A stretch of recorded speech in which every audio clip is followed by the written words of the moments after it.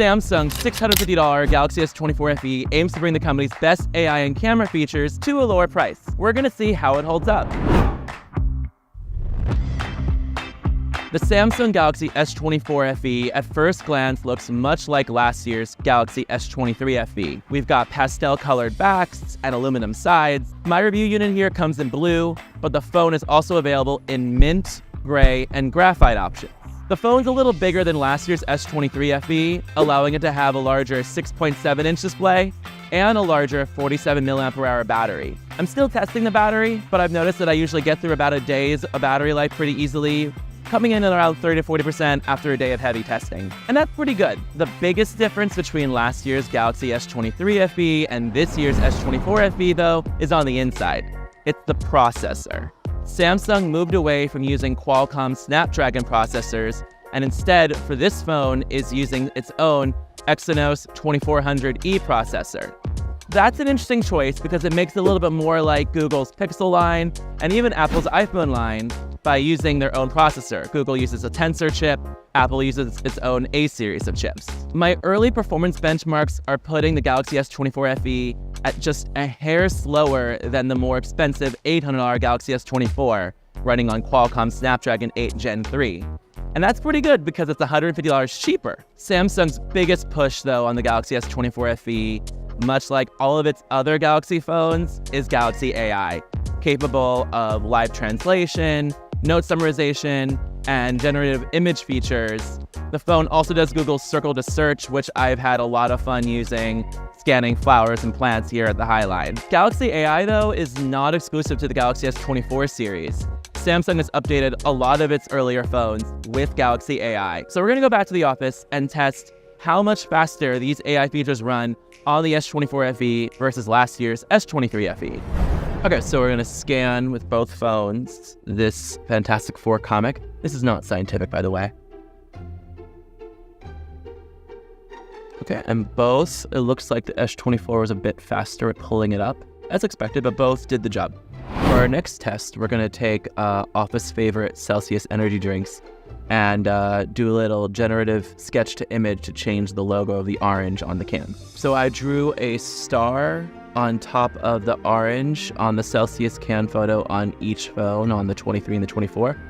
And now we'll hit generate on both at roughly the same time and see how long it takes to generate some options. 3, 2, 1, tap. Now let it load up. Generating. All the little icon effects. Orange star on the 24. Yeah, the 24 provided a few different orange stars, as does the 23. There's also been some changes to the little Live Fit logo tagline on each of these, so it's a little bit funny. To test Galaxy AI's website summarization and translation features, I've pulled up my colleague Katie Collins' article about energy in the Scotland region. All right, both pulled it up about the same amount of time, and both largely have actually extremely similar points, and then translate it into Spanish.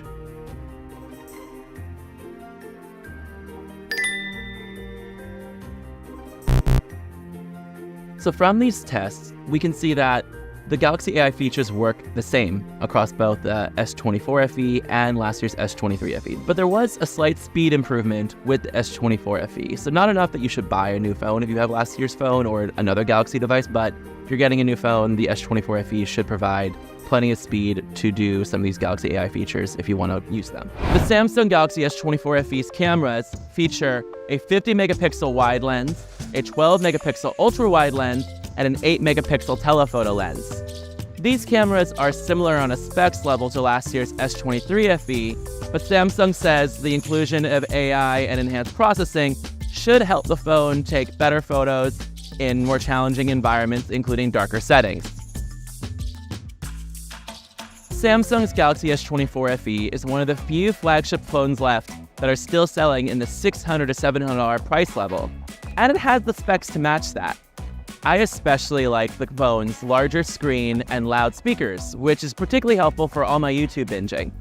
But as far as what I don't like, I do think Galaxy AI is a little early right now.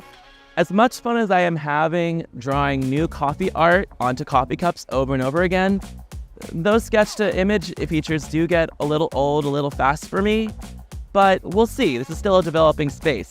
The Google Circle to Search, however, is very useful, and I've been using it a ton. I also have to put a knock on the Exynos processor. It's not the fastest out there, and if you're hoping that this phone could be a cheaper way to still achieve the fastest, most powerful processor, this phone won't be it for that purpose. You should instead look at the more expensive Galaxy S24 series that's out there, or wait a few more months till next year when we expect Samsung to release the Galaxy S25 series. So if having the latest and greatest specs in a new phone isn't that important to you, but you are looking for a phone with a great screen, new features, and 7 years of software support and security updates, the Samsung Galaxy S24 FE could be a great value and a good choice for you, especially at its $650 price level. Check out my full thoughts on the Galaxy S24 FE in my written review on CNET, and until next time, I'm going to enjoy this beautiful park day here at the High Line. Bye!